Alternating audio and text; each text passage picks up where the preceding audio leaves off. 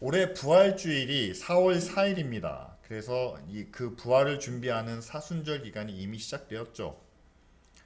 저희는 특별히 요한복음을 통해서 예수님의 십자가와 부활이 단지 우리를 천국으로 인도하시는 그 구원만이 아니라 우리가 사는 이 세상에서 갖는 의미가 무엇인지 함께 살펴보려고 합니다.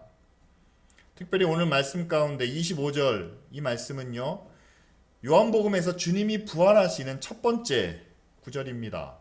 내가 부활이요 생명이니 나를 믿는 자는 죽어도 살겠고 또한 영원히 죽지 않는다 라고 말씀하시죠.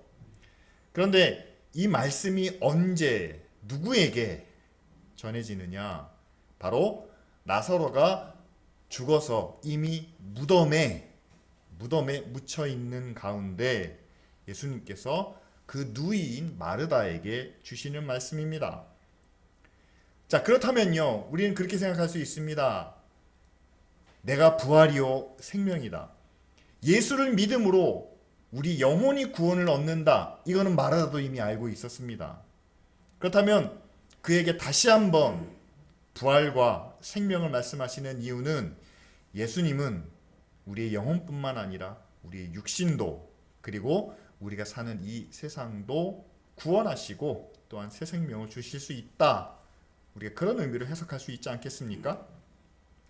실제로 여러분, 예수님께서 오늘 본문 앞부분을 보면 이렇습니다. 나사로가 병들었다는 소식을 듣고 바로 찾아오시는 것이 아니라 이틀 정도를 더 지체하십니다. 그리고 출발하시죠. 그러면서 제자들에게 하시는 말씀이 나사로는 죽을 병이 아니다. 이건 하나님의 영광을 위한 것이며 하나님의 아들이 이것을 통해서 영광을 받으실 것이다. 마치 계획된 일처럼 그렇게 말씀하고 있습니다. 그런데 이 상황을 우리가 조금 더 깊게 들여다보면 여러분, 이 베단이라는 마을이 예루살렘으로부터 한 2km 정도 동쪽으로 떨어진, 그러니까 예루살렘 외곽 지역입니다. 서울로 말하면 성남 정도 되는 곳이죠.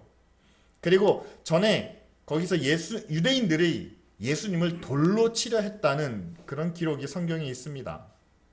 그렇다면요, 지금 예수님은 베다니로 가는 길, 그것이 결국 예루살렘으로 이어지는데 굉장히 위험한 상황 속으로 나아가고 계신다는 거죠. 예수님은 이미 자신이 예루살렘에 가면 거기서 십자가에 달려 죽으실 것을 알고 계셨습니다. 뿐만 아니라 주변의 유대인들의 저항도 만만치 않았죠. 그래서 도마라는 제자는 16절에 보면 예수님께서 유대로 가자라고 했을 때 그가 이렇게 얘기합니다. 우리도 주와 함께 죽으러 가자. 그러니까 예수님이 예루살렘에 가시면 굉장히 죽을 수도 있는 위험 가운데 있기 때문에 그렇게 우리도 죽으러 가자 말할 정도로 당시 상황이 위험했다는 거죠. 그런데 여기서 재미있는 건 그거예요. 예수님이 베다니로 가실 때 병에 걸린 나사로를 살리기 위해서, 아니 고쳐주기 위해서 가시는 게 아니라 이미 나사로가 죽은 것을 알고 베다니로 가셨다. 성경은 그렇게 이야기합니다.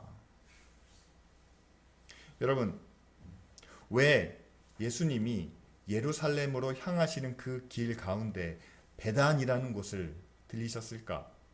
그리고 그 베다니에는 예수님이 사랑하시는 나사로가 살고 있었는데 왜 나사로가 병에 걸려서 위중한 가운데 있을 때, 다시 말하면 예수님이 병을 고쳐주시는 능력이 있기 때문에 아직 죽지만 않았으면 분명히 예수님은 고쳐주실 수 있었습니다. 사람들이 그 믿음은 가지고 있었습니다. 그런데 예수님은 시간을 지체하시며 나사로가 죽은 후에야 베다니로 가셨다는 사실이죠. 갈릴리에서 베다니로, 그리고 베다니에서 예루살렘으로. 베다니에서는 죽은 나사로를 만나시고 예루살렘에서는 예수님께서 직접 죽임을 당하실 그 십자가를 보게 됩니다. 그렇다면 예수님 개인적으로는 예수님이 입고 있는 그 육체, 그 몸을 생각한다면 이것은 바로 예수님이 죽음을 향하여 나아가시는 길이죠.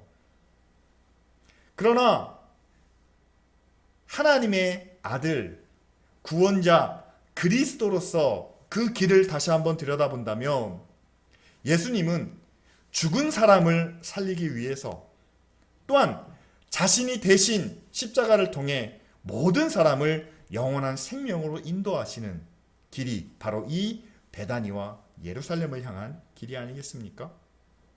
따라서 여러분, 이 길에는 죽음과 생명이 함께 공존하고 있습니다. 분명히 우리를 살리기 위해서, 우리를 구원하시기 위해서는 주님은 예루살렘으로 가셔야만 합니다. 그런데 그 과정에는 십자가와 죽음이 빠질 수 없었다는 거죠. 만일 우리가 그 예수 그리스도를 따라 믿음으로 살아간다면 우리의 신앙생활 안에서도 죽음과 생명이 함께 공존하게 됩니다. 우리가 믿음으로 하나님의 자녀가 되고 또한 영생을 얻었으니 이건 분명한 생명이죠. 그런데 여러분, 성경에서는 그 구원을 나만 받고 나만 소유하라는, 너만 구원받아라 라는 말씀을 하고 있지 않습니다. 내가 받은 구원을 세상을 향해, 많은 사람들 향해 나타내라, 증거해라 라고 말씀하시죠. 그런데 아시겠지만 하나님의 구원을 증거하기 위해서는 하나님이 나를 위해서 십자가를 지셨습니다, 그분이 나를 그만큼 사랑하십니다 라는 사랑을 나타내기 위해서는 우리가 대신 십자가를 질 수 있으면 좋겠지만 우리는 그렇게 하지는 못하고 대신 하나님의 사랑과 하나님의 구원을 우리의 헌신과 희생을 통해서 나타내야만 합니다. 여러분, 세상적인 기준으로 보면요, 여러분들이 지금 살고 계신 신앙생활은 여러분들의 시간을, 여러분들의 하고 싶은 일을 포기하고 멈추는 데서부터 시작됩니다. 아침 일찍 일어나셨죠? 몸을 씻고 단장하며 차를 몰고 아니면 걸어서 이 자리까지 나오셨습니다. 반면에 지금 하나님을 예배하지 않는, 만일 여러분들이 집에 아니면 다른 일을 하고 있다면 모처럼 맞는 휴일을 가족과 함께 또는 여러분들이 원하는 일을 지금 이 시간 누리고 즐길 수 있는 그런 시간입니다. 그러나 우리가 그런 일을 이미 마음으로 접어두었다는 거죠. 포기했다는 거죠. 대신 더 나은 것을 선택했습니다. 하나님을 예배하고 하나님의 말씀과 찬양을, 그리고 여러분들이 사용해야 될 여러분들의 생활 속에서 지출되어야 할 여러분들의 마음과 정성이 지금 이 작은 상자에 담겨져 있습니다. 믿지 않는 사람들이 보면 이건 엄청난 손해라는 거예요. 희생일 수도 있고 또한 그것이 소모되는 부분일 수도 있습니다. 그런데 여기서 여러분들이 한 걸음 더 나아가 이제는 나를 통해서 하나님의 의가, 하나님의 사랑이 좀 세상에 더 널리 나타내지기를, 널리 증거되기를 원한다면 여러분, 지금 하는 것보다 더 많은 것들을 포기해야만 합니다. 여러분 안에 있는 욕심이나 욕망을 좀 내려놔야만 됩니다. 그리고 더 많은 시간과 노력을 교회를 통해서 하나님의 일을 위해서 사용해야만 합니다. 예수님이 우리를 구원하시기 위해서 십자가에서 고난을 당하신 것과 굳이 비교하지 않더라도 우리도 그 구원을, 또한 하나님의 은혜와 사랑을 나타내기 위해서는 나를 위해서 사용하는 것 가운데 일부를 내려놓고 이제는 그것을 통해서 세상을 향해 하나님의 의를 위해 우리는 그것을 사용해야 되는데, 그러기 위해서는 내 욕심을, 내 원하는 것을 우리가 내려놓는다. 근데 그것을 좀 극단적으로 표현하면 내 욕심을 죽여야 한다는 거죠. 내가 원하는 것을 죽여야 한다는 거죠. 그런데 만일 정말 우리가 원하는 것을, 우리가 하고 싶은 것을 그렇게 내려놓고 죽이고 세상을 구원하기 위한, 세상을 변화시키기 위한 일에 우리가 헌신하고 노력한다면 정말 그것으로 하나님의 사랑이 세상에 나타나고 하나님의 의가 세상을 변화시킬 수 있다는 그런 확신이 있다면 내 욕심을, 내 이익을 우리는 포기할 수도 있을지 모릅니다. 내가 하나님 앞에서 내려놓은 포기한 것을 통해서 하나님이 분명히 의와 선을 이루어 주신다면, 그 확신이 있다면 우리는 하나님 앞에 우리의 삶의 일부를, 우리에게 가장 귀한 것을 내려놓을 수도 있습니다. 여러분, 초대교회 순교자들이, 또한 한국교회의 많은 순교자들이 왜 그렇게 엄청난 희생과 헌신을 각오했느냐? 나의 헌신, 나의 희생, 나의 피가 바로 예수 그리스도의 의를 나타내고 하나님의 교회를 세울 수 있다는 바로 그런 확신 때문이었죠. 지금도 우리 안에 똑같은 믿음과 확신이 있다면 우리도 우리 안에 있는 것 중에, 우리가 원하는 것 중에 가장 귀한 것을 헌신하며 희생할 수 있다는 겁니다. 그런데 그 희생이, 그 헌신이 지금 점점 더 귀해지고 드물어가는 이유는 우리 안에 세상이 변할 수 있다는, 하나님이 능력으로 세상을 의롭게 하신다는 그 믿음과 확신이 점점 작아지고 있기 때문이죠. 다시 말하면 세상은 그렇게 쉽게 변할 것처럼 보이지 않습니다. 지금 우리가 경험하고 있는 이 세상은요, 워낙 강하고 워낙 단단해 보입니다. 그리고 지금은 너무 어두워서 우리가 아무리 우리 자신을 빛으로 세상 가운데 높이 든다고 해도 이 세상의 어둠을 밝힐 수 있을 거라 여겨지지 않습니다. 다시 말하면 여러분, 하나님이 마지막 때에 이 땅에 오시지 않는 한 지금 이 세상에 살아가고 있는 많은 하나님의 자녀들이, 또한 믿음의 교회가 세상에 의의를 나타내기 위해, 하나님의 사랑을 세상에 증거하기 위해 아무리 희생하고 아무리 헌신해도 이 세상을 바꿔놓을 수 있을 거라, 이 세상이 달라질 거라, 우리에게는 그런 믿음이 없다는 사실이죠. 마치 오늘 말씀에 나타난 나사로가 죽은 지 나흘이나 됐습니다. 그런데 예수님이 오셨어요. 마르다와 함께 대화하면서 예수님께서 그 무덤 앞까지 가셨습니다. 그때까지도 어느 누구도 나사로가 다시 살아날 거라는 믿음은 갖지 않았습니다. 바로 지금 우리가 세상을 보는 그 믿음과 동일하죠. 하나님이 창조하신 세상이라는 것을 우리는 압니다. 또한 하나님이 이 세상을 보시고 정말 보시기에 좋았더라 라고 말씀하신 것도 우리는 압니다. 그런데 죄가 이 땅에 들어오고 불의와 악이 만연한 가운데 하나님께서는 이제 마지막 방법으로 자기 아들 그리스도를 이 땅에 보내셔서 이제는 세상을 구원하시기 위해서 오셨다는 것도 우리는 압니다. 그리고 2000년이 지났습니다. 이제 그 예수 그리스도의 능력으로, 하나님의 은혜와 사랑으로 우리가 예수를 믿으면 구원을 얻었는데, 우리가 예수를 믿으면 하나님 나라에 갈 수 있는데, 그럼 하나님 이 세상은 어떻게 하시겠습니까?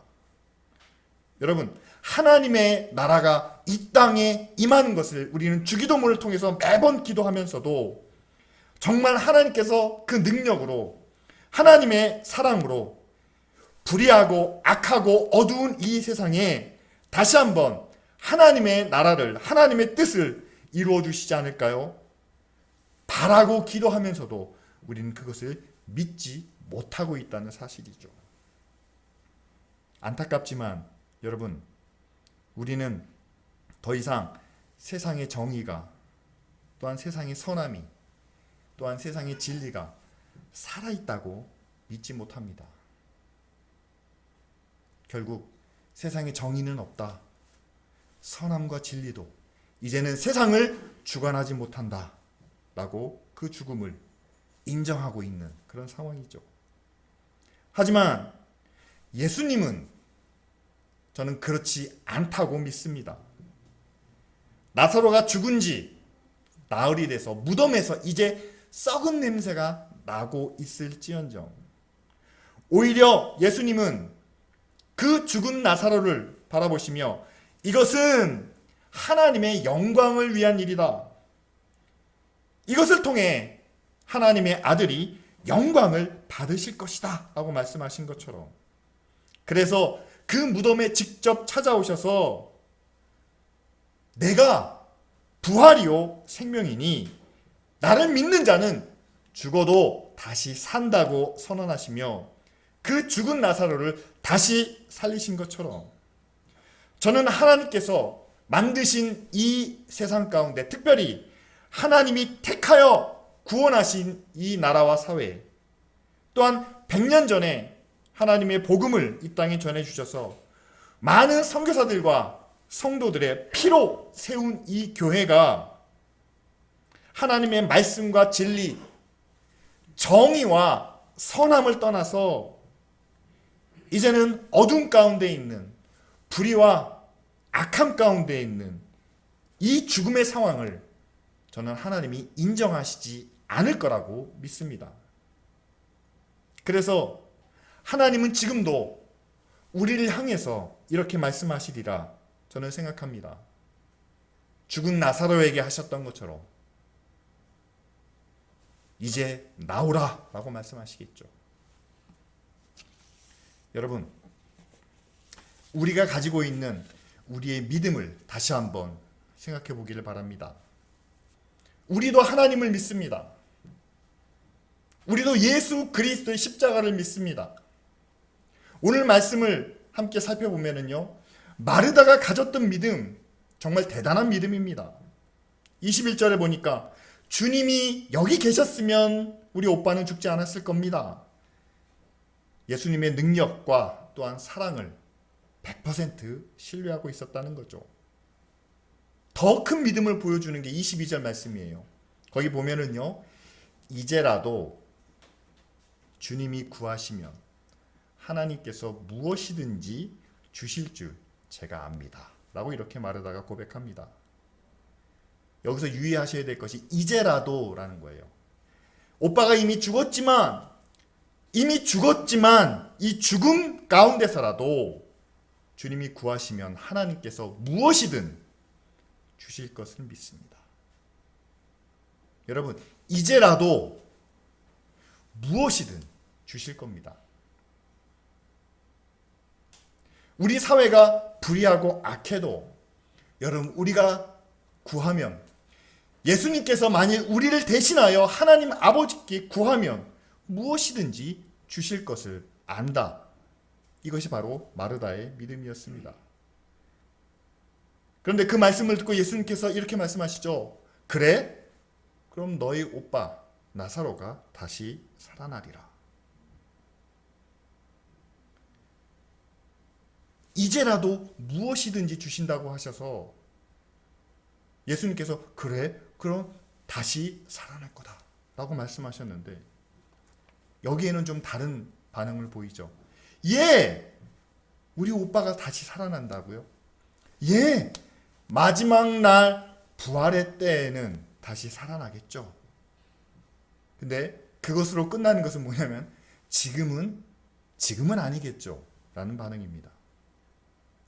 무엇이든지 지금이라도 주실 것을 믿었지만 그러나 그것은 마지막 때에 이루어질 일이지 지금은 아니지 않습니까? 지금? 그건 너무 어려운 일 아닙니까? 마르다의 믿음은 단 한 가지 한계에 부딪혔는데 지금은 아니라는 그런 믿음이었죠. 우리도 전지전능하신 하나님을 믿습니다. 그리고 우리를 대신하여 죽으실 정도로 우리를 사랑하신다는 예수 그리스도를 믿습니다. 그리고 우리는 특별히 내가 부활이요 생명이니 믿는 자는 죽어도 다시 산다는 그 말씀도 믿습니다. 여러분 다 믿으시지 않습니까? 그런데 우리에게도 한 가지 한계가 있는 것은 뭐냐면 그것이 지금 이루어지기보다는 마지막 때에 이루어질 것을 믿는다는 사실이죠. 그래서 그 믿음을 우리는 내적 믿음, 다시 말하면 우리의 영혼이 구원을 받아서 천국에 간다라는 그런 믿음입니다. 죽은 자가 다시 살아난다. 마지막 때 이루어진다는 거죠. 세상에 의가 죽었습니다. 세상에 사랑이 식어졌습니다. 그런데 이 의와 이 사랑이 언제 다시 살아날까요? 세상이 점점 더 어두워지는데 하나님의 진리의 빛이 언제 환하게 비칠까요? 10년 뒤면 되겠습니까? 아니, 100년 뒤면 되겠습니까? 하나님의 의가 이 땅에 이루어지는 것 언제쯤 가능할까요? 여러분 목사들한테 물어보십시오. 아니면 기도 많이 하시는 권사님들께 여쭤보십시오. 하나님의 나라가, 하나님의 뜻이 언제 이루어질까요? 세상을 구원하시는 하나님의 능력이 언제 나타날까요? 라고 묻는다면요, 대부분의 대답은 이겁니다. 천국 가면 그렇게 됩니다. 천국에서는 하나님의 뜻이 완전히 이루어지죠. 천국에서는 하나님의 사랑이 온전히 우리에게 나타나겠죠. 천국에서는 모든 것이 의롭고 공정하며 공평하겠죠. 천국에서 우리는 누릴 수 있습니다. 천국에서 만날 수 있습니다. 예, 맞습니다. 천국에는 하나님의 뜻이, 하나님의 의가, 하나님의 사랑이 온전히 다 이루어집니다. 그런데 우리가 한 가지 생각하지 못하는 것은, 그럼 이 땅에서는 어떻게 될까요? 예수님께서 만일 우리의 영혼을 구원해 주셔서 우리를 천국으로 인도하시는 것이 하나님의 구원이다 라고 말씀하셨다면, 여러분 나사로가 죽은 자 가운데서 부활하는 일은 사실 큰 의미가 없습니다. 다시 말씀드리면 나사로도 예수님을 믿었습니다. 그 누이들과 함께요. 그러면 죽은 나사로는 이미 구원받은 거예요. 지금 그 육신은 무덤에 있지만 그러나 그 영혼은 구원받았기 때문에 하나님 나라에 갈 겁니다. 굳이 예수님이 나사로를 다시 살리실 이유가 없습니다. 우리가 받은 구원이 믿음으로 천국 가는 것이라면 예수님이 나사로를 다시 살리실 이유가 별로 없다는 거죠. 그런데 예수님은 직접 찾아오셔서 자신이 십자가를 지는 그 일을 앞두고 죽어있는 나사로를 다시 살리신 것은, 예수님의 십자가는 단지 우리의 영혼을 구원해 주실 뿐만 아니라 지금 살아있는 우리의 삶도, 지금 우리가 살고 있는 이 세상도 하나님은 구원하시기 원한다는 그 뜻을 우리에게 분명히 나타내고 계신다는 사실이죠. 여러분, 예수 그리스도의 십자가와 부활이 우리 영혼을 죄에서 구원해 주실 뿐만 아니라 세상의 죄악 가운데 살고 있는 우리의 삶과 또한 악과 어둠 속에 잠겨있는 이 세상을 다시 구원하시어 하나님이 원래 창조하신 선하고 의로운 모습으로 만들기 원하신다는 하나님의 뜻을 우리에게 보여줍니다.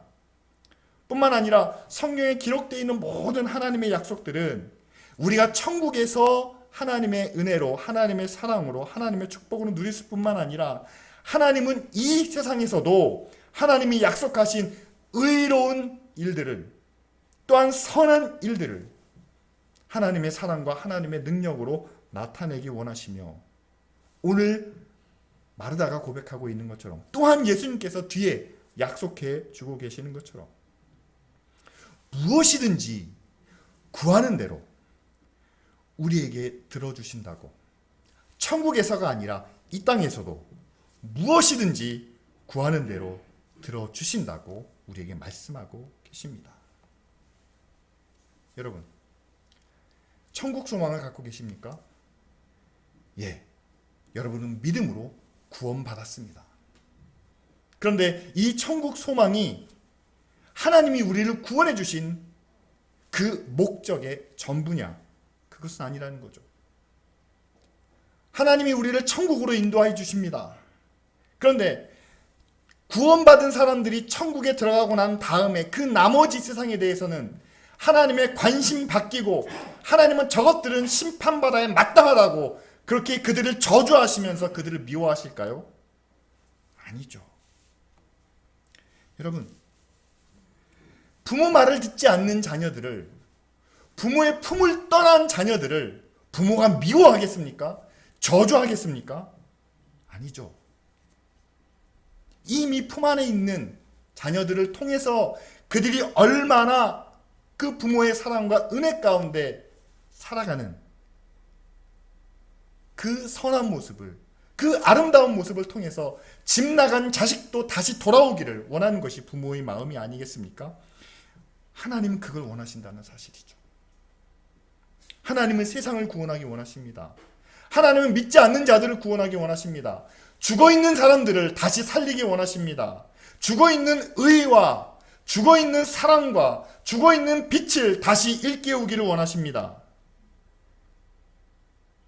그런데 누구를 통해서요? 하늘의 천사가 내려올까요? 아니요.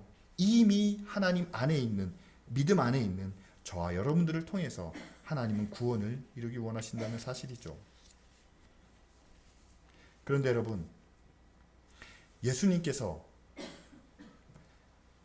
그 나사로를 찾아오실 때에 병들어 있는, 이제 막 숨이 끊어지려고 하는 그런 찰나에 찾아오시지 않고 이미 숨이 끊어진 후에 무덤 앞에 갔을 때는요, 이미 죽은 지 나흘이나 되었습니다. 그 이야기는 더 이상 살 소망은 없습니다 라는 말이겠죠. 예수님은 그렇게 이미 소생할 수 있는 가능성이 전무한 그 나사로를 찾아오셔서, 그리고 그 나사로를 다시 일으켜 세우시며 그를 부르시며 하나님의 구원의 능력이 어떠한 것인지를 우리에게 분명히 보여주고 계십니다. 다시 살릴 수 있는 가능성을 예수님은 택하시지 않았습니다. 오히려 전혀 살아날 수 없는 상황 가운데 놓여있는 나사로를 다시 살리셨다는 사실이죠. 가능성은 없지만, 그리고 절대로 일어날 수 없는 일이지만 하나님은 그런 일을 우리에게 이루시고 또한 전혀 없다는 그 가능성을 현실로 나타나게 하신다는 사실이죠. 여러분, 지금 우리 상황을 보면 바로 그렇지 않습니까? 우리 사회가 80년대, 90년대 경제적인 성장을 정말 놀랍게 이루어 왔습니다. 그와 더불어 교회도 성장과 부흥의 전성기를 80년대, 90년대 이루게 되었죠. 그로부터 벌써 30년이 넘게 지났습니다. 경제는 그 30년 동안 더 발전하고 더 성장했습니다. 그런데 안타까운 것은 경제는 더 성장하는데, 더 발전하는데 사람들에게 희망과 믿음은 점점 사라져갔습니다. 2020년이 된 지금 우리 사회를 향한, 또한 우리나라를 향한 젊은이들의 희망은 죽었습니다. 경제적인 가난 때문이 아닙니다. 정부나 기업이나 곳곳에서 부정부패가 뉴스로 보도가 됩니다. 무엇보다도 불공정한 그런 사회 때문에 편법과 부정이 난무하는 그런 상황 속에서 젊은이들은 좌절하고, 안타깝게 OECD에서 가장 높은 자살률을 보이고 있습니다. 교회도 마찬가지죠. 주변을 둘러봐도 대형 교회들이 많습니다. 그 교회들은 부자들이 다닙니다. 그런데 그렇게 성장하고 그렇게 잘 됐는데 그 교회에 대한 사람들의 기대는 바닥을 치고 있습니다. 교회는 우리는 세상의 빛이고 소금입니다 라고 말하지만 세상 사람들은 오히려 그 말을 비웃고 있습니다. 교회가 갈등과 분열을 일으키고 또한 문제만 일삼는 그런 취급을 다 하고 있죠. 불의와 부정이 난무하는 사회에 빛이나 소금이기보다는 문제거리가 되고 있는 이 교회는 이미 사람들의 마음속에 죽은 것이나 마찬가지죠. 그래서 여러분, 예수님이 이미 죽은 나사로를 찾아오셨다면 저는 지금 죽은 것과 마찬가지입니다. 아니, 이미 10년 전부터 한국교회는 죽었는지 모릅니다. 우리 사회는 불의와 악에 묻혀 있는지도 모릅니다. 그런데 그런 교회와 그런 사회를 향해서 이제 주님이 오시기를 우리가 함께 기도해야 된다는 사실이죠. 서서히 죽어가는 모습이 아닙니다. 이미 죽어서 장사 지낸 바 되고 이제 썩은 냄새가 날 수밖에 없는 그 상황이지만, 그런 가운데 주님이 오시기를, 주님이 우리 가운데 찾아오시기를, 그래서 이제 더 이상 무덤 안에 있지 말고 그 무덤에서 나오라는 말씀을 우리가 함께 들어야만 합니다. 여러분, 교회가 무덤 안에 있다는 것을 우리가 어떻게 알 수 있는지 아십니까? 여러분, 무덤 안에서는 아무도 움직이지 않습니다. 무덤 안에 있는 나사로 예수님을 믿었기 때문에 구원받았습니다. 천국 갈 겁니다. 근데 아무것도 할 수가 없습니다. 아니, 하지 않습니다. 교회가 예수 믿어서 구원받았다고요? 예, 구원받았을지 모르겠죠. 천국 갈 수도 있을 겁니다. 그런데 그 구원받은 교회가, 천국 가는 교회가 어둠 속에 있는 세상을 위해, 불의하고 악한 세상을 향해 아무 일도 하지 않습니다. 세상이 악으로 나아가도 말도 하지 않습니다. 그들을 막을 방법도 생각하지 않습니다. 우리는 구원받았으니까, 구원 못 받는 것들은 어차피 멸망하니까 우리가 왜 그런 멸망당한 것들을 위해서 희생하는지, 헌신하는지, 왜 우리가 직접 우리 것을 그들을 위해서 사용해야 되는지 동의하지 않습니다. 그냥 우리만 구원받으면 된다. 무덤에 갇혀 있는 거죠.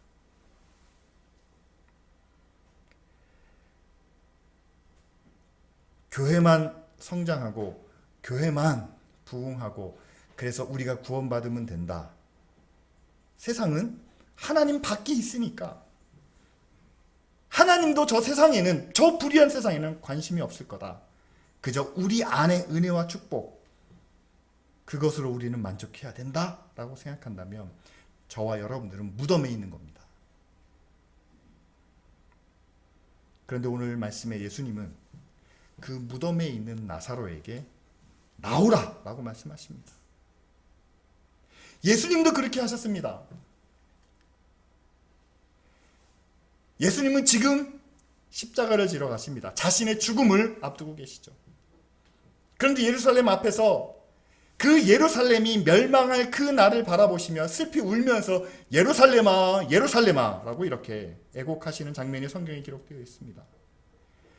그 성이 멸망할 것을 아셨지만 그러나 예수님은 마지막까지 그 성을 향해 하나님의 말씀과 하나님의 뜻을 전하고 직접 자신의 삶을 통해서 하나님의 뜻을 이루는 것이 이런 모습이라는 것을 직접 보여주셨습니다. 여러분, 그렇다면 교회가 이제 어떻게 해야 될까요? 세상이 어두운 것도 알고 세상이 악한 것도 압니다. 그리고 마지막에는 세상이 멸망할 것도 압니다. 그러나 그 세상 앞에서 예루살렘아 예루살렘아 하며 통곡하셨던 그 예수님과 같이 그 안타까운 마음을 가지고 어두운 세상을, 악한 세상을, 불의한 세상을 향해서 우리도 나아가 예수님처럼, 아니면 다시 살아난 나사로처럼 사람들 앞에 서서 과연 하나님이 우리에게 어떤 일을 하셨는지를 증거하고 하나님이 우리를 얼마나 사랑하시는지, 하나님이 얼마나 우리가 의롭기를 바라시는지 이제는 그것을 우리의 삶으로 나타내야 하지 않겠습니까? 그런 삶을 살아갈 수 있도록 우리에게 나오라 라고 이렇게 말씀하시겠죠.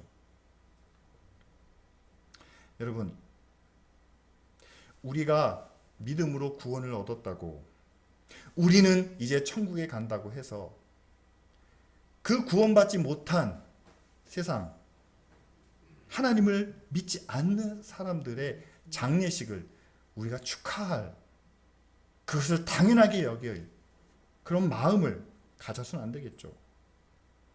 왜냐하면 예수님은 나는 부활이요 나는 생명이다. 그래서 나를 믿는 자는 죽어도 살고 또한 살아서 나를 믿으면 영원히 죽지 않는다라고 우리에게 말씀해 주셨기 때문입니다. 이제 우리가 그 말씀을 믿고 하나님의 자녀가 되었습니다.